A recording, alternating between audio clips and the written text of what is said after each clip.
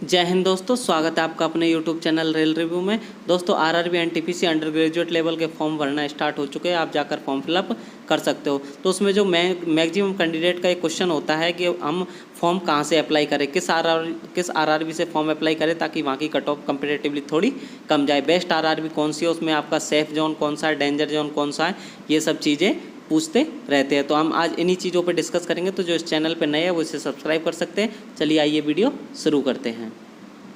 सबसे पहले तो हम एक बात ध्यान रख लें कि इस बार जो वैकेंसी है वो कंपैरेटिवली पिछली बार की तुलना में बहुत कम है। इस बार जो अंडर ग्रेजुएट लेवल की लगभग 3400 के आसपास आपकी वैकेंसी है। तो इस बार कट ऑफ पिछली बार की तुलना में काफ़ी हाई कट ऑफ जाने वाली है। और जो आपका जो आरआरबी का जो कट ऑफ का जो वेरिएशन है वो आपका लगभग ख़त्म हो जाएगा कि सेफ जोन और डेंजर जोन पिछली बार की तरह ऐसे नहीं रहेगा। लगभग आपका अगर सेफ जोन और डेंजर जोन की बात करें तो 1 या 2 नंबर का आपका अंतर रहेगा, बहुत ज़्यादा आपका कट ऑफ में अंतर नहीं रहेगा। तो आपको सेफ जोन और डेंजर जोन को छोड़कर आपको अपनी जो प्रिपरेशन है उस पर ज़्यादा ध्यान देना चाहिए। आपकी जो प्रिपरेशन उसे आपको मजबूत करना चाहिए। फिर हम देखते हैं कि जो जोन चूज करते वक्त आपको किन किन बातों का ध्यान रखना है, क्योंकि इस बार वैकेंसी कम है और किसी किसी कैटेगरी में वैकेंसी ही नहीं है एक भी, किसी किसी जोन में। तो ये सब चीज़ों का हमें ध्यान रखना पड़ेगा। तो सबसे पहले जिनकी तैयारी बहुत अच्छी है उनको अपने जो घर के आसपास का जोन चूज करना चाहिए, ताकि जब आपकी जॉब लगे तो आपको किसी प्रकार की कोई प्रॉब्लम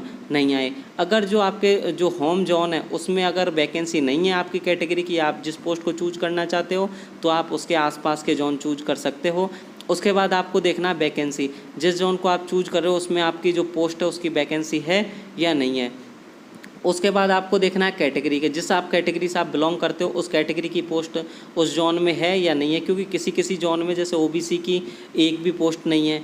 तो आपको वो चीज़ ध्यान देनी है कि आपको अगर फॉर्म भी फिलअप कर दो और आपको पता लगे कि आपकी कैटेगरी की तो पोस्ट ही नहीं है, तो फिर आपको प्रॉब्लम का सामना करना पड़ सकता है। तो सबसे पहले आप देखिए वैकेंसी, उसके बाद आपकी कैटेगरी की जो वैकेंसी है या नहीं है उस जोन में वो देखिए। उसके बाद देखिए दो तरह की पोस्ट है, एक तो टाइपिंग वाली पोस्ट है, एक नॉन टाइपिंग वाली पोस्ट है।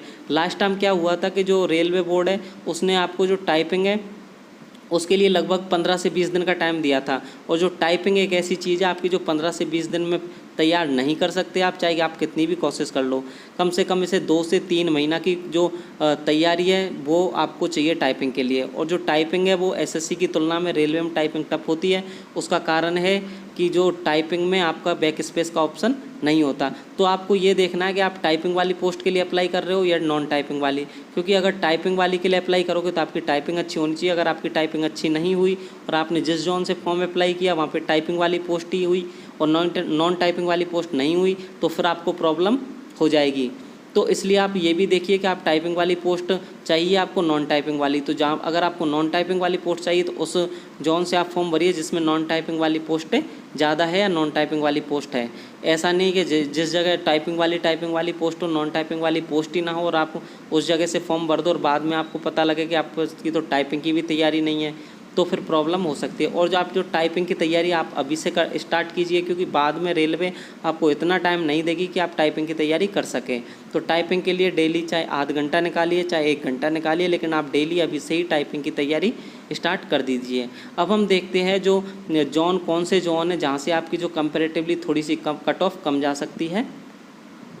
तो मैं एक बार पहले भी बता चुका हूँ, एक बार अब भी बता दूँ कि जो आपकी इस बार जो सेफ़ जोन है और डेंजर जोन है उसका वेरिएशन थोड़ा सा कम है। अगर कट ऑफ कम जाएगी तो 1 या 2 नंबर से ज़्यादा कम कट ऑफ नहीं जाएगी। तो इस बार जो आरआरबी चेन्नई है उसमें थोड़ी सी आपकी कट ऑफ कम जाने के चांस है, क्योंकि इसमें वैकेंसी भी ठीक ठाक है और इसमें थोड़ी सी कम कट ऑफ जाएगी। उसके बाद दूसरे नंबर पर आप देख सकते हो तिरुवनंतपुरम को, इसमें भी कंपेरेटिवली और जो जोन है उनकी तुलना में थोड़ी सी कम कट ऑफ जाएगी। आप तीसरे नंबर पे देख सकते हो अहमदाबाद को, अहमदाबाद में वैकेंसी ठीक है, आपकी कट ऑफ भी कम जाने के चांस है। उसके बाद आप देख सकते हो सिकंदराबाद को, सिकंदराबाद में भी आपकी जो कट ऑफ है उसके कम जाने के चांस है। उसके बाद है आपका जम्मू एंड श्रीनगर। तो ये जो जोन है जिनमें आपकी जो कट ऑफ है वो अदर जोन की तुलना में कंपैरेटिवली थोड़ी सी कम जाएगी, चाहे 1 नंबर जाए या 2 नंबर जाए। अब ऐसा भी हम ज़्यादा फिक्स नहीं कह सकते कि इन्हीं जोन में कम जाएगी, क्योंकि हो सकता है कि सारे कैंडिडेट इन्हीं जोन से फॉर्म अप्लाई कर दे और पता लगे इनकी कट ऑफ बहुत हाई चली जाए और जोन की कम चली जाए।